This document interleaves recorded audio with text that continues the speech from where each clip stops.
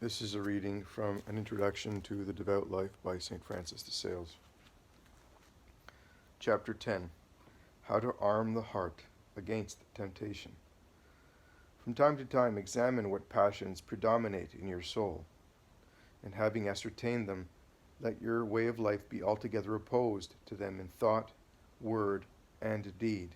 For instance, if you know that you have a tendency to vanity, often reflect on the misery of our present life, how these vanities will weigh upon your conscience on your deathbed, how unworthy they are of a noble heart, that they are but a childish trifling, and so forth. Often speak in opposition to your vanity and despise it, however reluctantly, thus making yourself, as it were, its enemy.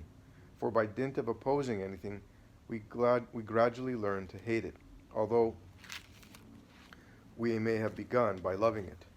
Perform as many acts of abjection and humility as you can, in spite of your reluctance, and for by this means you will weaken your vanity and strengthen your humility, so that when temptation arises, your inclination will be less favorable to it, and you will have more power to resist it.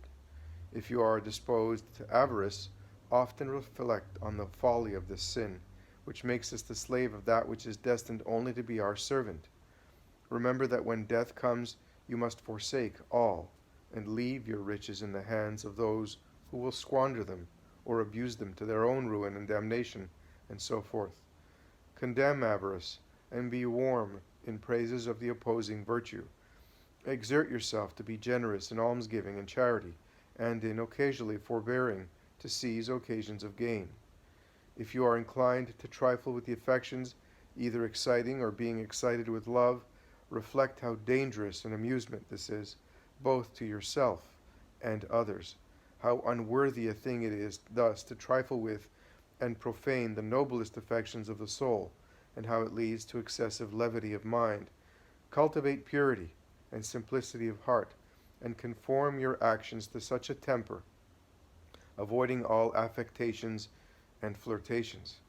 Finally, in time of peace, that is, when you are not under the pressure of those temptations to which you are most subject, carefully practice the opposite virtue, and if occasions do not present themselves, go out of your way to seek them, and thus you will strengthen your heart against future temptations. Chapter 11. Anxiety. Anxiety, or disquietude, is not merely a temptation itself, but it is a source from which and by which several other temptations arise. Sadness is that mental pain which is caused by the involuntary evils which affect us, and whether they be external, such as poverty, sickness, and contempt, or whether they be inward, such as ignorance, dryness, aversion, and temptation. Thus, when the soul is conscious of some such evil, she is dissatisfied because of it, and this produces sadness.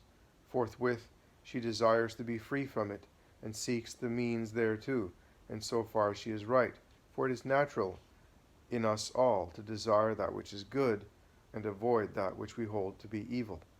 If the soul seeks means of deliverance for the love of God, she will seek them with patience, gentleness, humility, and calmness, rather awaiting such deliverance from the goodness and providence of God than from her own exertions, industry, or diligence. But if it is through self-love that she seeks deliverance, she will be eager and restless in the search of means thereto, as though it depended more on herself than on God. I do not say that she considers this to be so, but that she acts as though it were. Consequently, if she does not speedily find what she desires, she becomes impatient and greatly disturbed. This, instead of diminishing the original evil, makes it worse, and the soul is distressed and grieved beyond measure, her courage and strength failing, so that she believes her trouble to be irremediable. Thus, you see how an uneasiness which in the beginning is justifiable engenders disquietude, which in its turn brings on an increase of anxiety, which is highly dangerous. Anxiety is the soul's greatest enemy, sin only excepted. Just as internal disturbance and seditions ruin a commonwealth and make it unfit for resisting external aggression, so when the heart is anxious and disquieted within itself, it loses the power to preserve those virtues which are already acquired. and also the means of resisting the temptations of Satan, who does not fail, as the saying is, to fish in such troubled water. Anxiety proceeds from all ill-regulated desire to be delivered from the evil we experience, or to acquire the good to which we aspire. Nevertheless, nothing aggravates evil and hinders good so much as anxiety and worry. When birds are taken in a snare or net they cannot escape, because they flutter and make all kinds of disorderly exertions to get free, by means of which they do but entangle themselves the more. Therefore, if you earnestly desire to be delivered from some evil, or to attain some good, above all things calm and tranquilize your mind, and compose your judgment and will. Then quietly and gently pursue your aim, adopting suitable means with some method. When I say pursue them quietly, I do not mean negligently, but without hurry, care, or disquietude. Otherwise, instead of obtaining your end, you will spoil all, and be but the more embarrassed. My soul is continually in my hands, and I have not forgotten thy law, was the exclamation of David. Psalm 118, verse 109. Frequently during the day, if you can, but at least night and morning, examine yourself whether your soul is in your hand, or if it has not been snatched thence by some passion or anxiety. Examine whether your heart is under your control, or if it has not escaped thence in pursuit of some ill-regulated emotion of love, hate, envy, lust, fear, vexation, or joy. And if it has strayed, before all things seek it, and softly lead it back into the presence of God, steadying your affections and desires under his guidance and in obedience to his holy will, just as those who fear to lose some precious treasure hold it carefully in their hand. So, imitating King David, we should always say, My God, my soul is troubled, but it is always in my hand.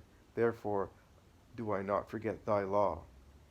However small and insignificant your desires may be, do not allow them to disquiet you, for if you do, they will be followed by greater and more important desires, which will find your heart more disposed to anxiety and disorder. When you feel disposed to worry, commend yourself to God, and resolve in no way to gratify your desire until your anxiety is entirely allayed, unless it concerns something which cannot be deferred, in which case you must gently and quietly restrain the course of your desire, softening and moderating it as much as possible, and above all, acting not in accordance with your inclination, but with reason.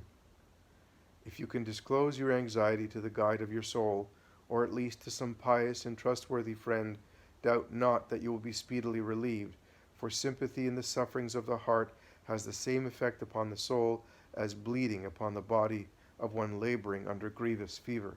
It is the most effectual remedy. Thus, St. Louis, bleeding was considered a treatment for many maladies in the time of St. Francis de Sales. And in fact, it can help under certain conditions. For example, if you have polycythemia, giving blood is beneficial. But it's not always good to bleed, as it were. Thus St. Louis counseled his son, If thy heart be ill at ease, hasten to open it to thy confessor, or to some pious person, and by means of his comfort thou wilt be enabled easily to bear thine affliction.